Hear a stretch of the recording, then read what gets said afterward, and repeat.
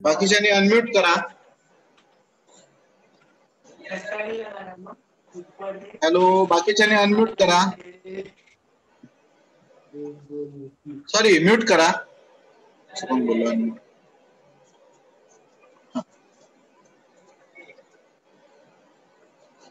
तर आपण गेल्या वेळी बघितलं होतं की एनर्जी मीटर कसा ऑपरेट होतो.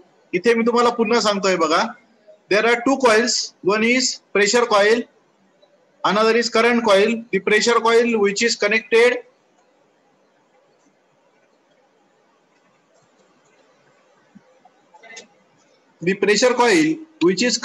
in parallel with the supply. ही बघा, ही प्रेशर कॉइल आहे. ही जी दिसते तुम्हाला ही सप्लायच्या कशी आहे, पॅरलल मध्ये आहे. whereas the current coil which is connected in series with the load. He current coil आहे बघा. ही जी दिसते ही कशी आहे, सिरीज विथ दी लोड. म्हणजे लोड करंट जो काही फ्लो होईल तो त्याच्या प्रोपोर्शनल फ्लक्स जे असेल ते कोणतं असेल, φs फ्लक्स. आणि प्रेशर कॉइल म्हणजे व्होल्टेजच्या प्रोपोर्शनल फ्लक्स जे आहे ते असेल हे फ्लक्स. ठीक आहे. तर त्याचप्रमाणे इथे पण दिसेल तुम्हाला, there are two fluxes. The flux because of pressure coil and the flux because of current coil. तर याच्यामुळे होणारा एक फ्लक्स तयार होईल ज्याला मी म्हणतोय करंट कॉइल मुळे होणारा flux. And because of the current coil flux, the IES, that is the AD EMF which is produced in the disk. AD EMF which is produced in the disk because of current coil. आणि दुसरा flux कोणता आहे, the flux because of pressure coil. तर हे alternating flux. हे alternating flux काय होईल, when this flux get link with the disc non magnetic aluminum disc, what happened, the AD EMF produced in disc. आता याच्यामध्ये AD EMF तयार होईल आणि the disc which is nothing but the virtual conductor. So काय होणार, याच्यामध्ये स्वतःच magnetic field तयार होणार. कोणाचं, तर AD EMF because of pressure coil and AD EMF because of the current coil. दोन स्वतःची फ्लक्सेस तयार होतात. Those fluxes get linked with the main fluxes. So the AD fluxes get linked with the main fluxes, that is phi P and phi S, and the torque which is produced. So that torque which is proportional to the energy consumed by that load. तो torque कोणाच्या proportional असेल, तर energy consumed by that load. Load जेवढी energy consume करतोय तर त्याच्या proportional तुम्हाला हा torque दिसेल. So that is the operation of the induction type energy meter. येतंय का लक्षात? हॅलो, सांगा कोणीतरी. हॅलो.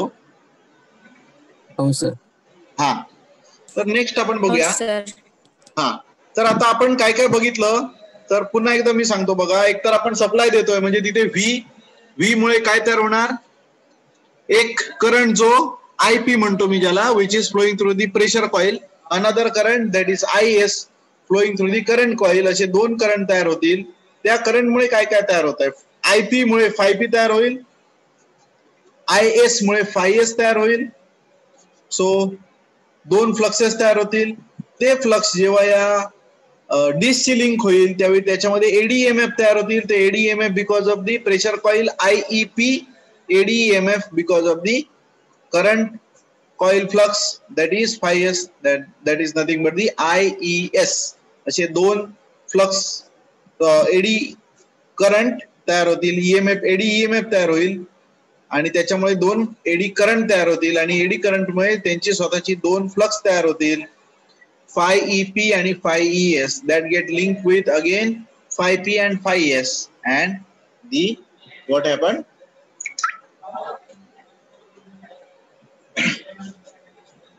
काय होईल, तर टॉर्क तयार होईल. Interaction of two fluxes, torque तयार होईल. ओके,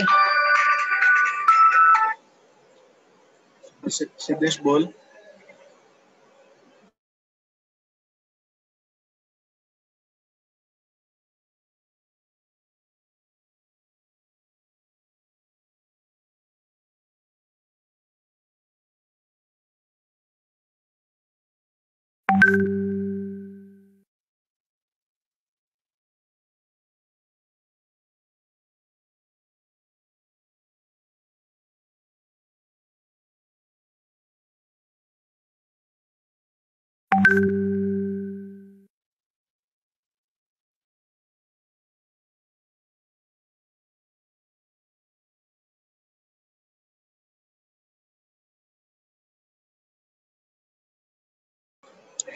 हा. सो त्याच्यानंतर आपल्याला बघायचे phasor diagram. Phasor diagram of the induction type energy meter. Induction type energy मीटरची फेजर डायग्राम कशी असेल, तर मी तुम्हाला ज्या क्वांटिटीज आता सांगितल्या त्याच क्वांटिटीजचा आपल्याला विचार करायचा आहे. तर पहिलं म्हणजे तुम्ही सप्लाय व्होल्टेज द्याल. So supply voltage which is shown like this. इथे तुम्हाला सप्लाय व्होल्टेज दिसतंय बघा. So reference is taken as supply voltage. So this one is the supply voltage V. Supply voltage V. आता दुसरी कॉईल आपल्याला कोणत्या proportional पाहिजे, तर which is proportional to current. So I किंवा त्याला तुम्ही म्हणा आय एस म्हटलात तरी चालेल, बरोबर. सेकंडरी कॉईल म्हणा किंवा याला आय एस पण म्हणू शकता तुम्ही, आय एस. सो व्ही त्याच्यानंतर आय, हे दोन झाले सप्लाय जे कॉईल जे आहेत. तर कॉईल मुळे तयार होणारे हे दोन हे दाखवतो म्हणजे सप्लाय व्होल्टेज. सप्लाय व्होल्टेज मुळे आता ज्यावेळी सप्लाय व्होल्टेज तुम्ही कॉईलला द्याल त्यावेळी त्या कॉईल मध्ये करंट तयार होईल which is lagging to the supply voltage because of inductive nature and called as IP. त्याला काय म्हणणार तुम्ही, IP. The current flowing through pressure coil. So इथे दिसतोय IP. So because of IP there is and phi P. IP मुळे कोणतं flux तयार होईल, that flux is called as phi P. तसंच सेकंडरी कॉईल मधून जो करंट जाईल I S. So because of I S the flux setup called as phi S. त्याच्यामुळे त्याचं स्वतःचं फ्लक्स तयार होईल कॉल्ड ॲज फाय एस. मग आता तुम्ही म्हणाल पोटेन्शियल कॉईल मधला जो करंट आहे तो तुम्ही काय दाखवला आहे, लॅगिंग बाय सम डिग्रीज म्हटलं इथे. लॅगिंग बाय सम डिग्रीज अँगल डेल्टा. तो अँगल आहे डेल्टा. मात्र हा current flowing through the current coil आहे तो कसा दाखवलाय, तर त्याचा अँगल जो आहे तो तुम्ही कमी दाखवलाय, फाय दाखवलाय. असं का, because the nature of that current coil which is less inductive than the pressure coil inductance. Pressure कॉईलचा जो इंडक्टन्स आहे, कारण प्रेशर कॉईलला आपण बघितलेलंच आहे काय असतं, प्रेशर कॉईलला इंडक्टन्स जास्त असतो कारण त्याची साईज जी आहे ती साईज काय असते, प्रेशर कॉईलच्या वायरची साईज ही कमी असते. वायरची साईज ही कमी असते आणि टर्न्स जे असतात ते जास्त असतात, लक्षात घ्या. ओके. सो व्होल्टेज पुन्हा एकदा सांगतो, व्होल्टेज हे व्होल्टेज म्हणजे आपण रेफरन्स घेऊया पाहिजे तर, आणि त्याला करंट कॉईल मधून जाणारा करंट कोणता येणार, I S. So I S मुळे फाय एस तयार होईल. या व्होल्टेज मुळे जेव्हा करंट तयार जो होईल त्याला म्हणणार तुम्ही I P, and because of I P the five P is produce. हे सगळं झालं दी प्रेशर कॉईल आणि करंट कॉईल. आता या प्रेशर कॉईल आणि करंट कॉईलने तयार केलेली दोन फ्लक्स कोणती, फाय पी आणि फाय एस, यांच्यामुळे काय होईल फाय पी आणि फाय एस मुळे, तर ही दोन फ्लक्स फाय पी आणि फाय एस ही दोन फ्लक्स कोणाशी लिंक होत आहेत, तर या डिस्क अल्युमिनियम डिस्क जी आहे तर त्या अल्युमिनियम डिस्कशी लिंक होतील. आणि जेव्हा अल्युमिनियम डिस्कशी लिंक होतील तेव्हा काय होणार, तर अल्युमिनियम डिस्कशी लिंक झाल्यानंतर त्याच्यामध्ये काय तयार होणार, तर स्वतःच EMF तयार होणार. That is nothing but the IES and IEP. IES and IEP हे दोन काय होणार तयार, EMF तयार होणार. ते या फ्लक्सला 90 डिग्री मध्ये होणार. सो IES म्हणजेच eddy EMF due to the current coil current, eddy EMF due to pressure coil current. तर हे दोन EMF तयार झाले की या दोन EMF मुळे डिस्क म्हणजे काय, तर एक शॉर्ट सर्किटेडच आहे ती डिस्क. म्हणजे तिला काय म्हणायचं, त्याला एक कंटिन्युअस कंडक्टर म्हणू शकता तुम्ही डिस्कला. आणि EMF तयार झाला आणि कंडक्टर जर कंटिन्युअस क्लोज सर्किट असेल तर काय होतं त्याच्यामधून, because of IES the current flowing through that we can say current flowing through that disk which is the IES, and because of IEEP, current flowing through the disc called as IEP, that is eddy current due to the pressure coil, eddy current due to the current coil. हे दोन EMF तयार होतील आणि हे current carrying, when current carrying conductor placed in magnetic field, what happened? आता magnetic field कोणकोणती होती? phi-s and phi-p, आणि यांच्यामध्ये करंट कॅरिंग कंडक्टर झाले थोडक्यात IES आणि IEP. So what happen? when current carrying conductor placed in magnetic field, it experience a force, and force along and center is nothing but the काय म्हणणार तुम्ही त्याला? Torque. That is nothing but the torque. So torque production कसं होतं तर ते मी इथे तुम्हाला सांगितलं. पुन्हा एकदा पाहिजे तर मी रिपीट करतो म्हणजे तुमच्या लक्षात येईल. Reference voltage V. So because of V, the current flowing through potential coil, that is IP, the flux setup due to IP is phi-p, like that. Current flowing through the current coil, which is IS and which is proportional to I, and due to IS, the flux produced is called as phi-s. So there are two fluxes, one is phi-p and phi-s. The phi-p, the flux which is proportional to the potential coil, means supply voltage, and phi-s which is the flux because of the current. आता ह्या दोघांमुळे काय होईल? These two fluxes get linked with the aluminum disc and the EMF induced in aluminum disc. So there are two EMFs. One is because of the pressure coil and another is because of the current coil. IES, IEP because of pressure coil, so called as eddy EMF. Eddy EMF. As disc is made up of conductive aluminum metal, so what happened? Because of IES, the current flowing through that disc is called as IES. EES मुळे IES flow होईल आणि EEP मुळे कोण flow होईल? IEP.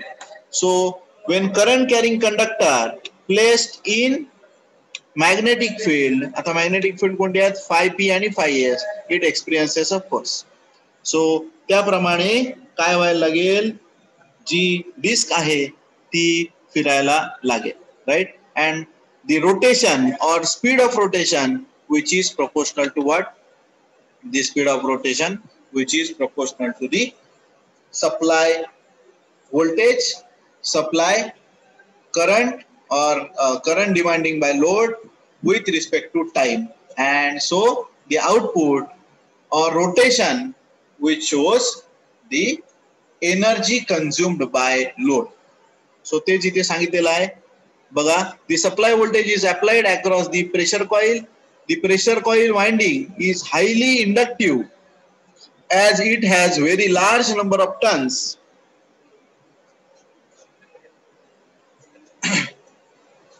and the reluctance of its magnetic circuit is very small owing to presence of air gap.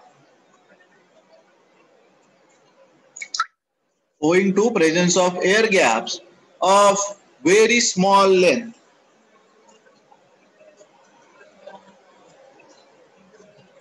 So thus, the current IP through the pressure coil is proportional to the supply voltage and lags by few degrees less than 90 degree. आता ह्या nature मुळे काय होतंय तर जे जो current तयार होतोय IP त्याच्यापेक्षा तो सप्लाय व्होल्टेज पेक्षा थोडासा लॅग असतो आणि त्या लॅग मुळे ऍक्च्युली आपल्याला काय मिळतंय? थोडंसं जी एरर मिळते ती पण आपल्याला कमी करायची आहे. So current IP produces flux phi-p. This flux divides itself into two parts. So phi-0 and phi-p. The major portion phi-0 flows across the side gaps of reluctance and this path is small. The reluctance of the path of flux phi-p is large and hence its magnitude is small. So this flux phi-p goes across aluminum disc and hence it is responsible for production of driving torque. So phi-p मुळे काय तयार होतो?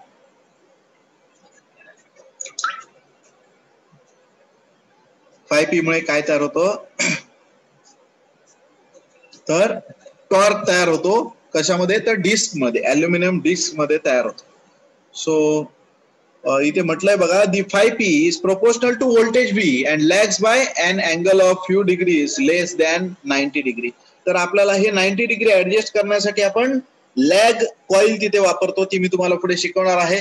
Since flux 5p is alternating in nature and it induces an eddy EMF in the disk which in turn produces eddy current IES. The load current आता हे झालं व्होल्टेजच्या संदर्भात, म्हणजे व्होल्टेज मुळे काय तयार होतंय IP मुळे 5p आणि 5p मुळे काय होतंय टॉर्क तयार होतोय. Torque produce proportional to the voltage coil potential coil. दुसरी side the current load current I flows through the current coil and produces the torque phi s. जसा प्रेशर कॉइल 5p टॉर्क बनवतं तसं current coil phi s torque बनवतं. This flux is proportional to the load current and is in phase with it. This flux produces eddy current in the disk. Now the eddy current IES interacts with flux 5p to produce the torque and eddy current IEP interacts with flux phi s to produce the another torque. The two torques are in the opposite direction and net torque is the difference of this. So the theory of induction which is given in detail below. So हे तुमच्या थोडंसं लक्षात आलं असेल की actually torque production कसं होतं. So इथे टॉर्क प्रोडक्शन साठी काय दिलेलं आहे तर एक फॉर्म्युला दिलाय बघा TD म्हणजे driving torque which is proportional to phi1 phi2 f by z into sin beta cos alpha. So beta म्हणजे कोणामधला अँगल बघा आणि अल्फा म्हणजे कोणामधला अँगल इथे मी तुम्हाला दाखवलाय बघा. So this is the IES and EES आणि EIES यांच्यामधला जो अँगल आहे तो कोणता आहे तर अल्फा आहे. तसंच EEP आणि IEP यांच्यामधलाही अँगल कोणता आहे अल्फा आहे. सो Z म्हणजे एडी करंट चा इंडक्टन्स किंवा त्याला सॉरी आपण इम्पिडन्स म्हणतो, that is nothing but the eddy current. आणि दुसरं म्हणजे phi1 आणि phi2 यांच्यामधला अँगल जो आहे त्याला तुम्ही बीटा म्हणता.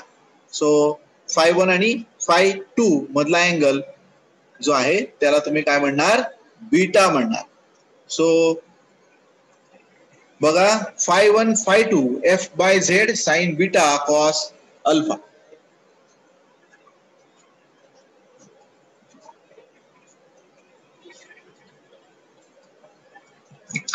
So flux angle between phi p and phi s that is nothing but the आता हा बीटा म्हणजे कोणता तर डेल्टा मायनस फाय. हा बघा इथे डेल्टा दाखवलेला आहे आणि फाय पण दाखवला आहे. सो हा झाला डेल्टा कोणामधला अँगल V आणि phi p मधला अँगल आणि हा झाला फाय व्होल्टेज आणि करंट मधला अँगल जो आहे त्याला म्हणणार तुम्ही five. So delta minus five म्हणजे हा जो अँगल मिळतो तुम्हाला कशामधला तर phi p आणि phi s किंवा त्याला म्हणतो मी phi1 आणि phi2 यांच्यामधला जो अँगल मिळतो that is nothing but the beta angle. That is nothing but the beta angle. So by taking constant K1 as a proportionality constant, so K1 phi1 phi2 f by z sin beta cos alpha. So driving torque TD is equal to K1 phi p phi s f by z sin delta minus phi cos alpha. So phi p which is proportional to voltage, phi s which is proportional to current that we know. So TD is equal to K1 VI f by z sin delta minus phi cos alpha. इथे दाखवलेला आहे बघा. So VI if f and z are the constant, f आणि z जर constant म्हटले तर ह्या K1 ला रिप्लेस करूया आपण इथे K3 ने. So K3 VI sin delta minus pi. So if n is the speed that is steady and braking torque is TB, so TB is equal to K4 into n. So हे दोन formula लक्षात ठेवा. Breaking टॉर्कचा K4 into n आणि driving टॉर्कचा TD is equal to K3 VI sin delta minus phi. So for steady speed हे दोन्ही एकमेकांच्या equal असणार, म्हणून ह्यांना इक्वेट करा. TB is equal to TD. So TB is equal to TD इथे केला तर काय मिळतंय तुम्हाला बघा. Finally N is equal to KVI sin delta minus phi. Okay. So K आपण कॅन्सल केले थोडक्यात इथे. And if delta is equal to 90, then sin 90 minus phi म्हणजेच cos phi. And so the meter shows value that is K into VI cos phi. So K into power. So thus in order to that, the speed of rotation which is proportional to angle delta and which would equal to 90 degrees. आता 90 degree जर नसेल तर त्याला तुम्हाला काहीतरी करून या delta J आहे त्याला 90 डिग्री करावं लागेल आणि त्याच्यासाठी लॅग ऍडजस्टमेंट करावी लागेल.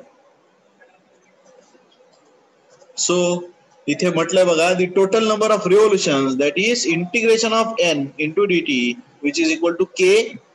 n म्हणजे काय तर k इंटिग्रेशन ऑफ k म्हणजे constant vi sin delta minus phi. So if the value of delta which is equal to what 90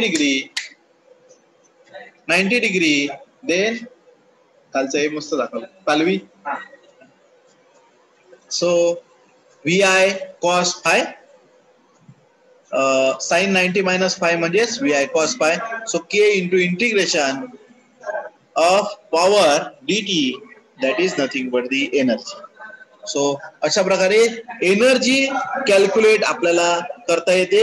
and आपण जो मीटर बनवतो तो एनर्जीशी कसा रिलेट करतो तर ते मला तुम्हाला सांगायचं होतं. सो लॅग ऍडजस्टमेंट मगाशी जे आपण म्हटलं, सो डेल्टाची व्हॅल्यू आपल्याला 90 डिग्री करण्यासाठी आपण काय करतो तर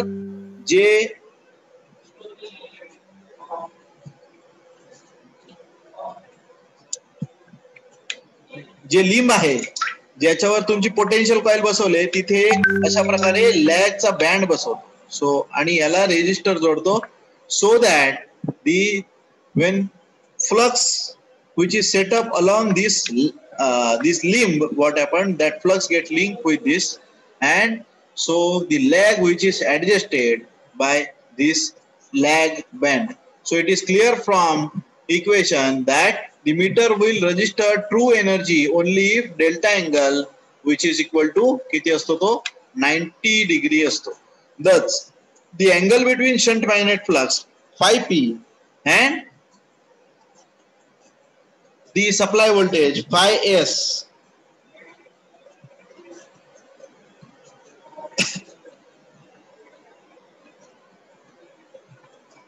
phi p and phi s which should be 90 degree. So introducing a magnetic shunt, त्यालाच आपण म्हणतो magnetic shunt circuit, so which allows the main portion of shunt magnet flux which bypass the gap in which the disc is located. So it is possible to introduce an MMF in the proper phase relation to bring the shunt magnet flux in the disc air gap is exact quadrature with the voltage. तर phi p आणि phi s या दोघांनाही 90 degree मध्ये जेव्हा तुम्ही आणाल तर तेव्हाच काय होईल, जर 90 डिग्री मध्ये आणाल तरच तुम्हाला ऍक्च्युअल रिडिंग जे आहे ते दिसेल. आणि ते ऍक्च्युअल रिडिंग दिसण्यासाठी आपण काय वापरतो तर असं एक हे सर्किट जे आहे ज्याला तुम्ही काय म्हणता लॅग ऍडजस्टमेंट डिव्हाइस किंवा त्यालाच आपण दुसरं म्हणतो शंट. सो किंवा लॅग बँड म्हणतो त्याला, तर तो वापरला जातो. So the required MMF which is obtained by the lag coil वापरली जाते and which is located on the central limb. So shunt magnet जे आहे तर अशा प्रकारे ऍडजस्टमेंट केली जाते. The pressure coil when excited by voltage V which carries a current IP and which produces an MMF in AT which is in turn produces a flux phi p. So lagging the voltage by angle 90 minus delta, the flux phi p divides itself into two parts phi 0 and phi p किंवा त्याला phi gap म्हणू शकता तुम्ही. flux 5p cuts the disc and also linked with the lag coil. A voltage is induced in the coil lagging 5p by 90 degree, and this voltage circulates a current through the lag coil, and lag behind that lag voltage ADMF by angle, which is depends upon the reactance and resistance of the lag coil. So the lag coil current, which is the MMF AT म्हणतो आपण ज्याला, the flux 5p in the disc air gap will be created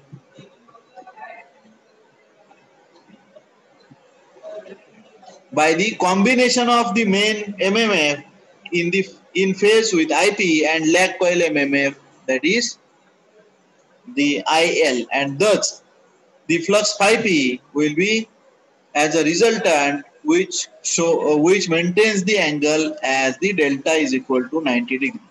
So अशा प्रकारे तुम्हाला काय करता येतं, lag adjust करता येतो आणि त्यासाठी असा लॅग बँड वापरला जातो. हा this one is the lag band इथे दिसतोय तुम्हाला. This one is the lag band, जो सेंट्रल लिंबवर एक कॉईल आणि कॉईलला रेजिस्टन्स ऍडजस्टेबल, जी ही रेजिस्टिव्ह वायर आहे आणि ऍडजस्टेबल हे ब्रिज आहे, जे ब्रिज आपण पुढे मागे करू शकतो आपल्या रिक्वायरमेंट प्रमाणे, such that the 5p and 5s both should be in 90 degree to each other. So with this we will conclude our lecture.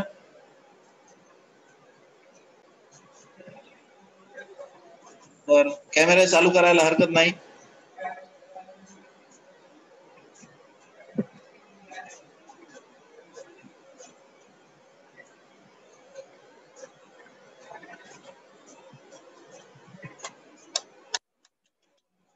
Camera चालू करा.